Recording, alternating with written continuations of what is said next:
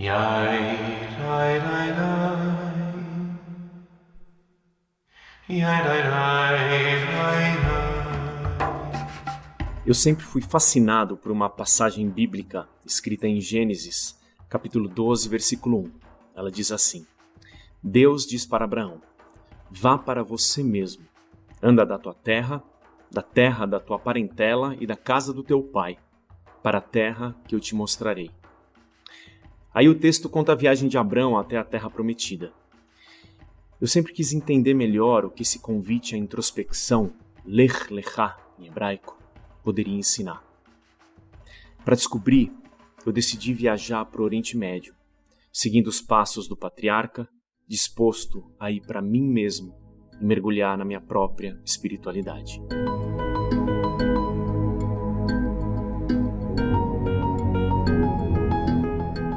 Nem sempre os caminhos para nos conectarmos com a nossa espiritualidade são claros e fáceis de percorrer. Mas o primeiro passo tem que ser dado. Por isso, convidei o cantor Ale Edelstein para compartilhar um pouco da sua caminhada de espiritualidade. Na busca da conexão consigo mesmo, Ale expandiu seus laços e derrubou muros de preconceitos entre povos e religiões. Ouça, no final do episódio, as reflexões da professora Lúcia Helena Galvão para ajudar você a se conectar com a história e com você mesmo. Eu sou Geise Diniz e esse é o podcast Plenai. Ouça e reconecte-se.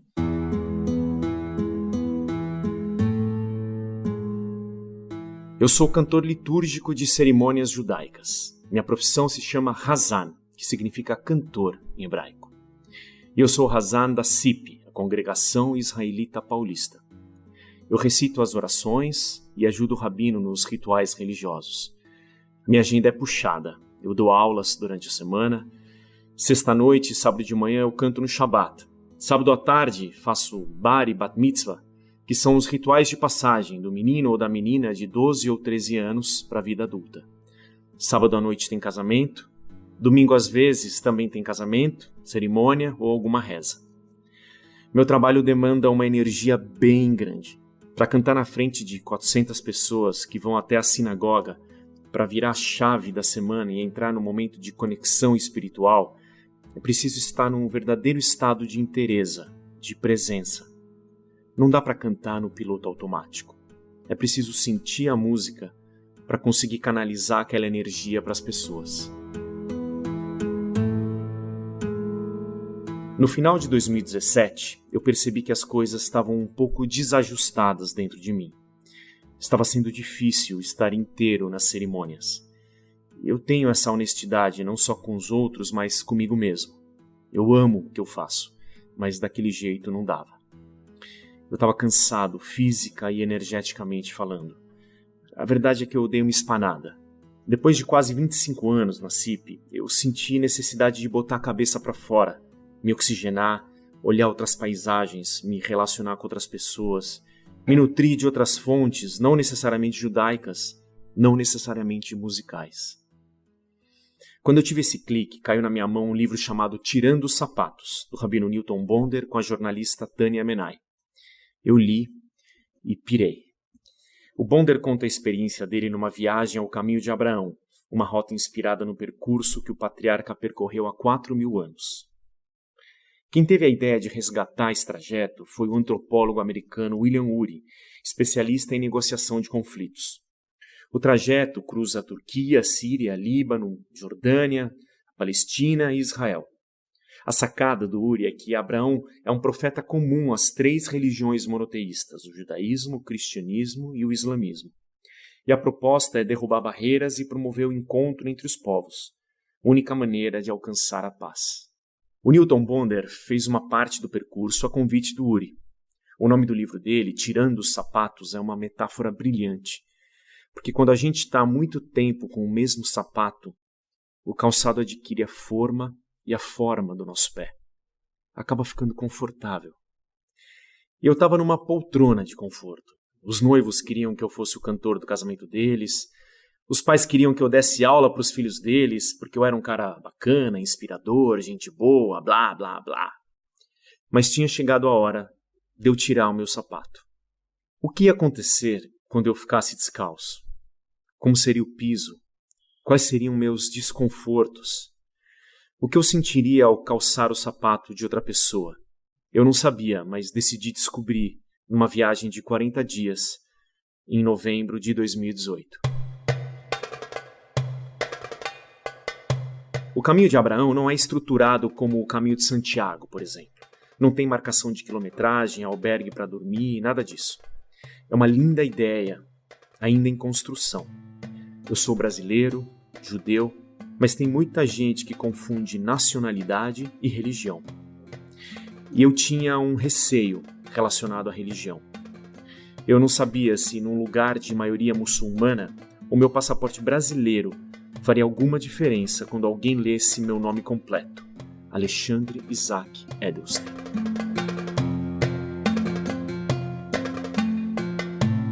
Quando eu estava planejando a viagem, eu cogitei para o Líbano, por exemplo, mas eu falei com algumas pessoas que me desaconselharam. Com esse sobrenome não vai dar. Afinal, a proposta era encarar meus desconfortos, não correr risco de vida.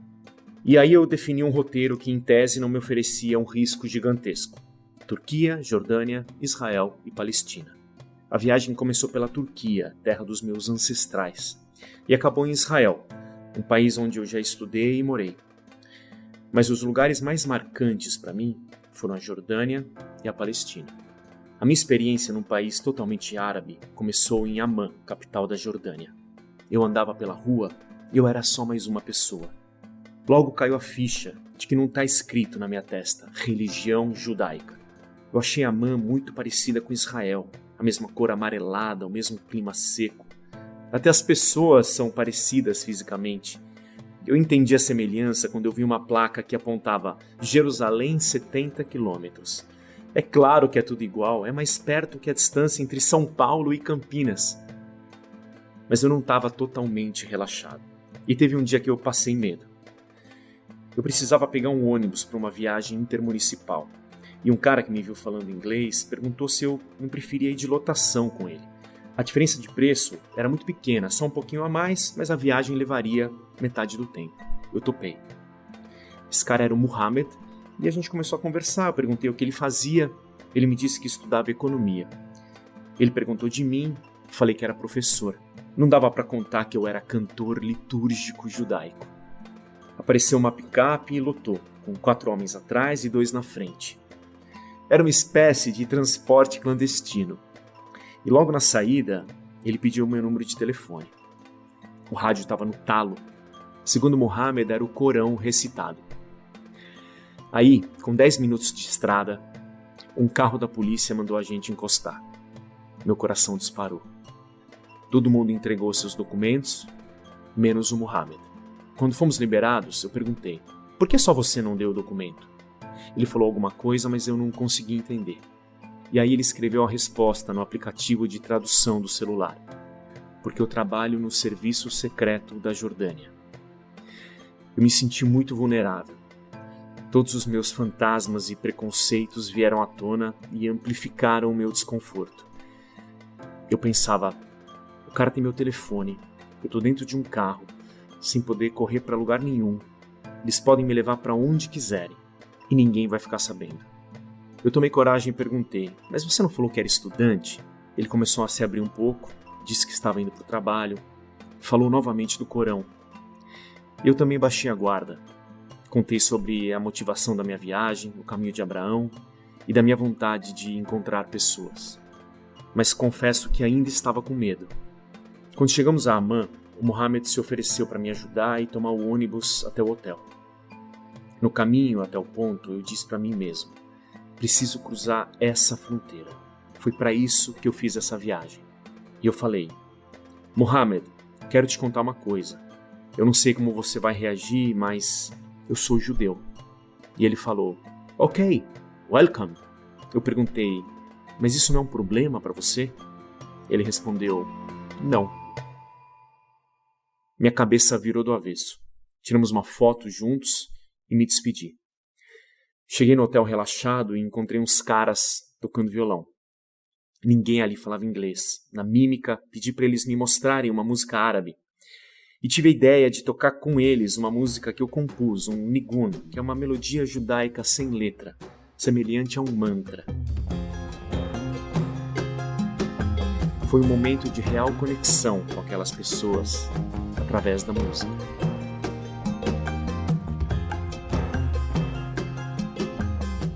Ainda mexido, segui para uma etapa da viagem que eu esperava com ansiedade.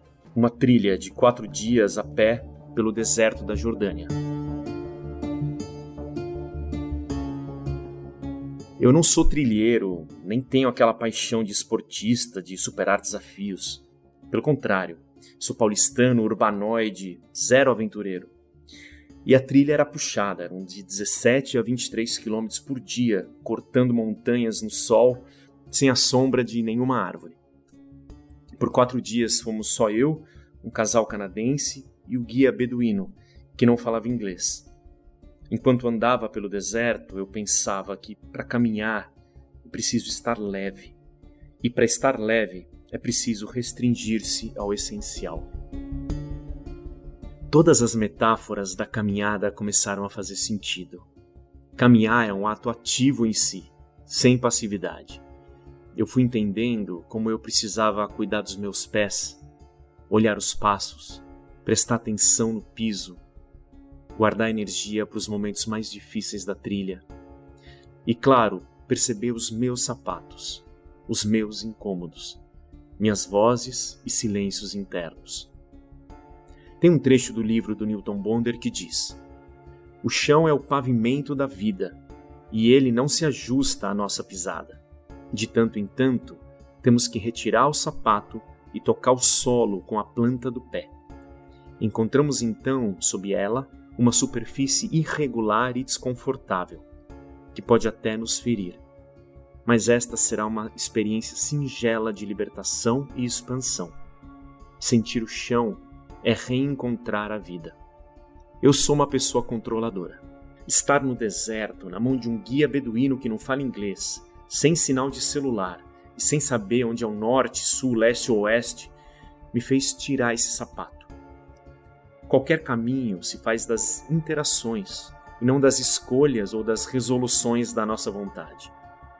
Tem um ditado Yiddish que diz: "O homem faz planos e Deus dá risada." As nossas caminhadas nem sempre nos levam para onde a gente acha que está indo. Mas pouco interessa, porque o mais importante é continuar caminhando.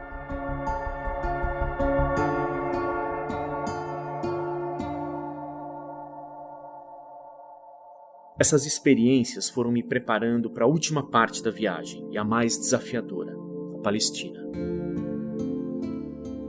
Eu nunca tinha atravessado o muro que separa judeus e palestinos, e era fundamental experimentar esse sapato novo. A versão da história que eu conhecia era: tá vendo aquela danceteria? Teve um atentado onde morreram 80 jovens. Em Israel, se ninguém da sua família morreu num atentado ou numa guerra, no mínimo você conhece alguém, próximo ou distante, que infelizmente passou por isso. Eu tenho muitos amigos brasileiros que moram em Israel. Conheço guias. Ninguém conseguiu me ajudar a ir para a Palestina. Por indicação da amiga, do amigo, da prima, da vizinha, eu cheguei no Obama, que é um guia palestino. Me hospedei na casa dos pais dele, um casal super bacana que poderiam ser meus avós. Eu fiz um tour de 3 dias com uns americanos ligados à Igreja Batista. De cara, uma das mulheres do grupo me perguntou: "Você também é ativista da causa palestina?" Saí pela tangente. Sou turista. No primeiro dia, eu senti mal-estar, enjoo, embrulho no estômago. Eu achei que tinha comido algo que me fez mal. Não. Era o incômodo por atravessar um muro, se manifestando fisicamente. Em Belém, visitei o hotel que o Bansky, aquele artista ativista inglês, abriu de propósito com vista para o muro de concreto que separa Israel e Palestina. Lá também visitei um museu que conta a história do ponto de vista dos palestinos. A palavra narrativa que está na moda ganhou um significado gigante para mim. Eu entendi que toda história tem muito mais de um só lado. No penúltimo dia de viagem, eu conheci um músico palestino num café. Eu achei que não era coincidência. gente começou a conversar, ele me convidou para ir no estúdio dele e eu passei uma tarde inteira lá. Mostrei para ele uma música do meu disco e ele começou a cantarolar junto. Eu perguntei se ele conhecia. Ele respondeu que não, mas que a melodia era familiar. Conversamos sobre música, arte, guerra e paz. A partir dessas experiências e encontros, eu me dei conta de que o que mais me fascina e me move são as relações humanas. Isso é mais sagrado do que qualquer pedra ou pedaço de terra. O meu mini sabático terminou. E sobre o conflito Israel-Palestina, eu concordo com o escritor israelense Amos Oz. Não é a luta do bem contra o mal. É antes uma tragédia, no mais antigo e mais preciso sentido da palavra. Um choque entre o certo e o certo. Um embate entre uma reivindicação muito poderosa, profunda e convincente, e outra muito diferente, mas não menos convincente, não menos poderosa, não menos humana. O Talmud, que é a biblioteca de textos da filosofia judaica, é um livro basicamente de perguntas, porque elas são geralmente mais importantes do que as respostas. E eu voltei do Oriente Médio com muitas perguntas na minha cabeça. E na minha realidade? Como eu posso continuar fazendo a diferença? Me despindo de preconceitos, sendo empático, melhorando minhas relações, contribuindo para diminuir a desigualdade no meu país. Isso para mim é a própria definição de espiritualidade. O que é espiritualidade se não a tentativa de ser uma pessoa melhor, de tentar espalhar positividade ao seu redor? Como diz o Bonder, os nossos deuses são produzidos pelos nossos sapatos, e a única maneira de encontrarmos o Deus único é descalçando os pés.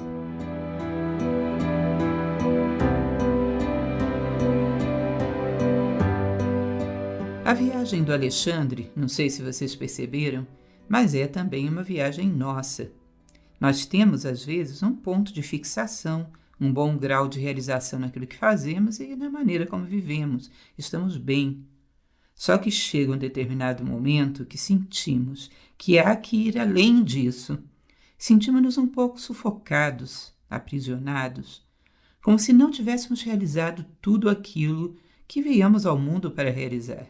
E aí, quando nos dispomos a responder a essa vontade, vamos cruzando territórios, quer seja literalmente, como fez o Alexandre, ou simbolicamente. É evidente que nossa viagem, para que seja bem-sucedida, não deve carregar muita bagagem. Você tem que se reduzir ao essencial. Isso significa que tem que deixar para trás o seu sentimento de dono de verdade, a sensação de autoimportância exacerbada, e não se esquecer de levar humildade e espírito de aprendiz.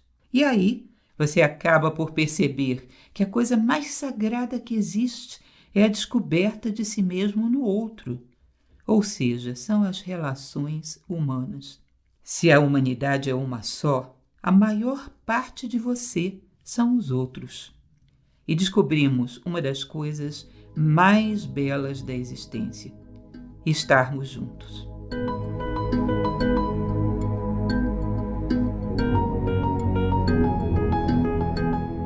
Nossas histórias não acabam por aqui.